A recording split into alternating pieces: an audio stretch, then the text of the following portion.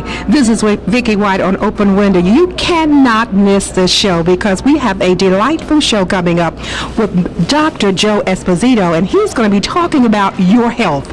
Stay tuned for Open Window, a passageway to your mind.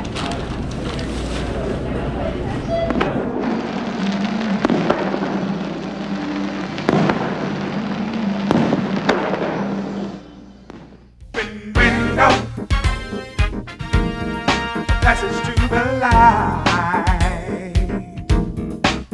Open window, a challenge for your mind.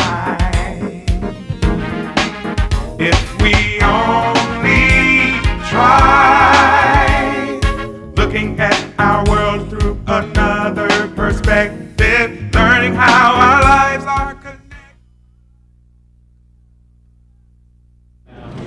Hi, this is Vicki White here in Open Window. It's a pleasure to have you join us today because we have a wonderful show. Dr. Joe Esposito is with me today, and he's going to be talking about some of the things that he's going to be sharing with us later on. But I was up early one morning, Dr. Esposito, and I heard you on the radio, and I said, I've got to be able to talk to him because you're talking about some good stuff, and you're talking about your health, and that's what we're in. That's what's important to me as a 61-year-old. Right. See, I don't mind telling my age right now, but I want to talk to you a little bit about what you're going to be doing in this seminar today and the lecture.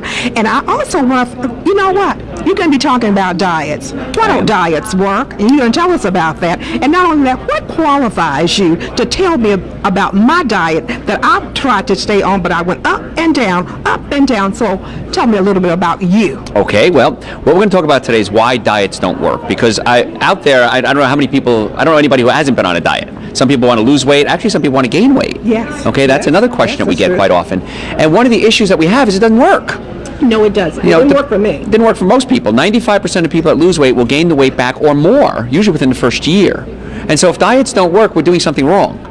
And a lot of diet companies make a lot of money not on new customers, but on repeat customers. Yes. And so let's see if we can actually get to the cause of why diets don't work. One of the reasons is we eat too much. But why do we eat too much? Why is it that some people can have a small amount of food and say, you know what, I'm full? And some people don't. There's hormones in your body called leptin and ghrelin that control your hunger and how full you feel. We're going to talk about what affects the leptin and the ghrelin and why you may not have the same issues that I might have and how we can balance out the leptin and the ghrelin. Those are words that I want to make sure at the end of this workshop everyone knows and makes it part of their vocabulary.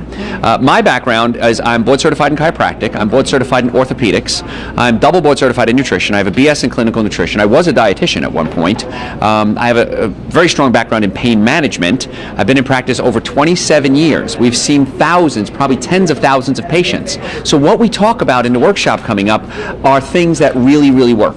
I've tried this on myself. I used to be very overweight. I have stretch marks all across my body. I can't believe it. So I know what it's like to be a food addict. I know what it's like to sit there. Well, I'm just going to have a little treat. I'm just going to have one cookie. Who are we kidding?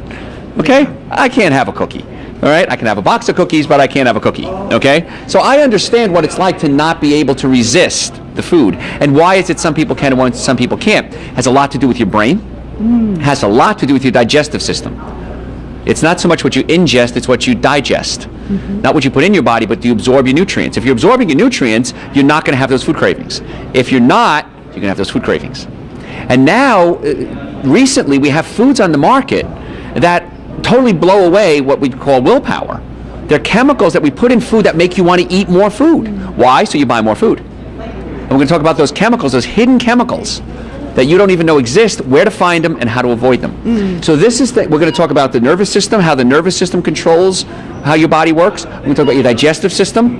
If you're not absorbing your nutrients, what you can do right away today to start absorbing your nutrients better. And then we're going to talk about foods that actually help you be healthy. Being overweight is a symptom. Just like high blood pressure is a symptom, just like diabetes is a symptom. It's a symptom. Something's wrong. And if you ignore that symptom, it's going to get worse. So it's a lot of fun information. Fantastic. I can't wait to hear this because it's going to help me. And I can't wait to taste some of this delicious smelling food that you have back here because you know what? I want to be healthy and I know all of you do. So stay tuned right here on Open Window with Dr. Esposito. And we're going to talk about health today. Stay tuned. Open Window, a passageway to your mind. Thank you for watching us here on Open Window, a program designed to enlighten and embrace the community and the world around us. We here on Open Window would like to take this opportunity to reach out to you, our viewers, for support so that we will continue to bring you delightful and quality programming. You may make your tax-free contributions or donations to the name and address shown on your screen. Hey folks, glad to be here. Crowd goes wild. I'm Joe Esposito. Some of you know me, some of you don't. How many people listen on the radio? This is what I look like. Sorry. So, this is it. So what we're going to talk about today is why diets don't work. Okay, anybody ever here been on a diet? Anybody ever been on 2 diets? That's why we're having this lecture, okay? 95% of all diets don't work. 95% of people that lose weight will gain the weight back within about a year or so, and usually more. Now, I've got to give you a disclaimer, I used to be very overweight. I have stretch marks across my chest, the back of my legs. I know what it's like to be overweight, okay? I got a lot of skin I used to fill out, okay? So I know what it's like to be overweight. I can't eat a cookie. I can eat a box of cookies, okay? But I can't eat a cookie. Everybody know that, right? Is that you too? Okay? Oh, you do that, right? You have the half a pint of ice cream in the freezer? You might as well finish it. Right. Then it's out of the house, then you won't eat it. Some bizarre logic there. So what we're going to talk about today is why diets don't work and what happens when we go on a diet. What happens to the brain? Why the chemicals in the brain are not working the way they should with a skinny person. And how to get your body thinking like, well, I shouldn't say skinny, a normal person. How about that? Okay, I come from a family of overweight people.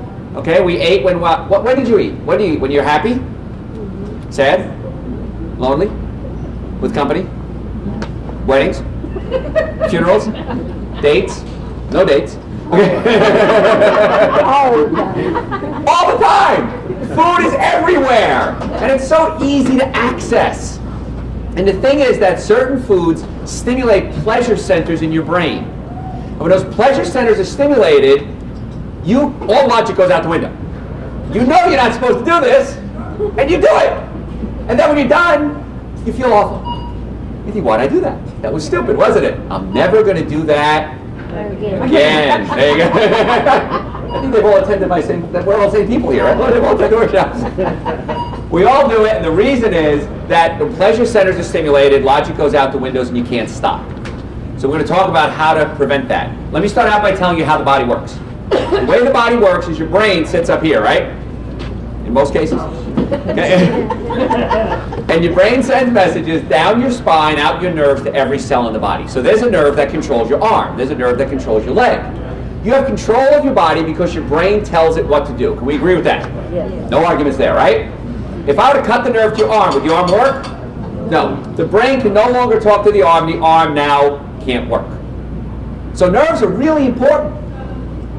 What if I don't cut the nerve? What if I just pinch the nerve? The arm might still work, but it's not going to work at 100%. You've all done this, you fall asleep on your arm, right? You got to move it, then move. It lays there. So what do? You unpinch the nerve, you shake it out, you get some blood supply in there, and then it comes back to normal again. What was the key word I said? Unpinch. You unpinch the nerve, and the arm works. That's normal. 10% of your nerves feel pain. 90% of your nerves don't feel pain. If you get that simple concept, your life will change forever right now. 90% of your nerves don't feel pain. Right now, everybody in this room, their pancreas is making insulin. Anybody feel it? No. Okay? Your liver is producing digestive enzymes to dump into the gallbladder, to dump into your small intestine. Anybody feel that? No. 90% of what's happening in your body, you have no idea what's going on. So I'm concerned not only with nerves that feel pain, I'm concerned with nerves that don't feel pain. Because 90% of the time, you're not going to feel it anyway. High blood pressure, does it hurt? Diabetes? Even cancer doesn't hurt in the early stages. So we want to address the nerves that feel pain, but we also want to address the nerves that don't feel pain. Two things can cause a nerve to malfunction. One is physical, one is chemical. Chemical would be what? Food. Okay, drink alcohol, fall down. Why? The brain can't tell the body how to work, the nerves aren't working, and down you go. So chemicals can affect it. Toxic chemicals you may be exposed to in the environment. If a fluorescent light bulb breaks, what's in there? Mercury. Is mercury good for your brain? Okay. Did you ever read this, what to do if a fluorescent light breaks? You're supposed to call a hazmat team. How many of you when kids played with mercury thermometers like I did? Explains a lot now, doesn't it? Okay. So mercury is a toxin. The other one is physical. If a bone in the spine or the shoulder or the foot moves out of place, it's going to pinch a nerve. And when you pinch a nerve, 10% of the time it hurts. 90% of the time it doesn't hurt. But if you're pinching a nerve that goes to an organ, that organ can't work. Now, when it comes to weight loss, your body has to be performing at 100%. If your body's not performing at 100%, the first thing I'm going to suggest we look at is the nervous system. Because the nerves control everything. Follow? So if you have a pinched nerve, get it fixed. If anybody has back pain, leg pain, hip pain, knee pain, ever been in a car accident, headaches, numbness, tingling, cold hands, cold feet, this is telling you that you have a malfunctioning nerve. Nature's warning sign. To ignore it is very dangerous. If the fire alarm went off in the store right now, what would we do? We'd leave. We wouldn't shut off the fire alarm, would we? It wouldn't make sense. Yet we do that with pain. You have pain, take a pill, cover it up, go on your way. It's like shutting off the fire alarm and keep shopping. It doesn't work. Okay, for some reason, if we do it with our health, we wouldn't do it in our regular lives. So, the nervous system controls everything. Now, let's talk about how we get hungry. Brain sends messages down the spine to the stomach. Stomach sends messages back up to the brain. They talk to each other. Step number one. Here's your $100,000 tip to start out with. It takes 20 minutes to get the message from your stomach to your brain. Anybody ever eat too much at Thanksgiving? And what happens? You eat like a pig for 20 minutes and all of a sudden you go, I can't move, I'm so full. What was the magic number? 20. It takes 20 minutes to get the message from here to here. So here's your tip. Number one weight loss tip ever in history. Well, this is one of the many. You can't say ever, they're all good. Number one, I want you to ruin your appetite before every meal. In this case, Grandma was wrong. Don't ruin your appetite. You need to ruin your appetite. So if you're an overeater like me, what I suggest you do is have a snack before every meal. Now that snack could be an avocado, could be 2 handfuls of nuts, almonds, walnuts, pecans, pistachios, whatever you like. Okay? Could be, what else? What else might be a healthy snack? Peanut butter. Peanut butter might work. What? Raw vegetables would work. Okay, let me go off on a tangent on what? Fruit would work. But something that's going to give you a little bit of something to get the message up to the brain that I ate. If we're going to do peanut butter, I strongly suggest you do organic peanut butter.